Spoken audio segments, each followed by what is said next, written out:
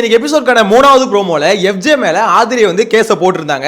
So இப்பதான் அது லைவ்ல நடந்து முடிஞ்சது. இந்த கேஸ பொறுத்த வரைக்கும் பாத்தீங்கன்னா ஆதிரை ஜெயிச்சிட்டாங்க. அதாவது கேஸ் வைஸ் ஆதிரை வின் பண்ணிட்டாங்க. ஆனா அங்க தப்பிச்சது யாருன்னு பாத்தீங்கன்னா எஃப்ஜே தான்.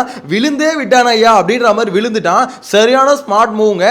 இன் கேஸ் அவன் மட்டும் வாதாடி இருந்தான்னு வச்சுக்கோங்களேன், கண்டிப்பா சொல்றான் பொளக்க வாங்கியிருப்பான். ஏன்னா ஆதிரை வந்து பாத்தீங்கன்னா பயங்கரமா ப்ரிப்பேர் பண்ணிட்டாங்க.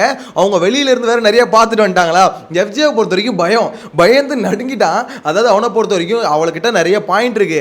இது எல்லாத்தையும் எடுத்து விட்டோம்னா நம்ம நாரிடுவோம். அதனால இப்பயே போயிட்டு அவர் காலில் ஊந்துரும், ஆஜராயிடுவோம் அப்படின்ற மாதிரி கேஸுக்கு முன்னாடியே பார்த்தீங்கன்னா விக்கல்ஸ் விக்ரம் கிட்ட சொல்லிட்டான். நான் எல்லாத்தையும் ஒத்துக்கிறேன், அப்ரூவர் ஆயிடுறேன், என்னை இதுல இருந்து எப்படியாவது காப்பாற்றி மட்டும் கூட்டின்னு வந்துரு.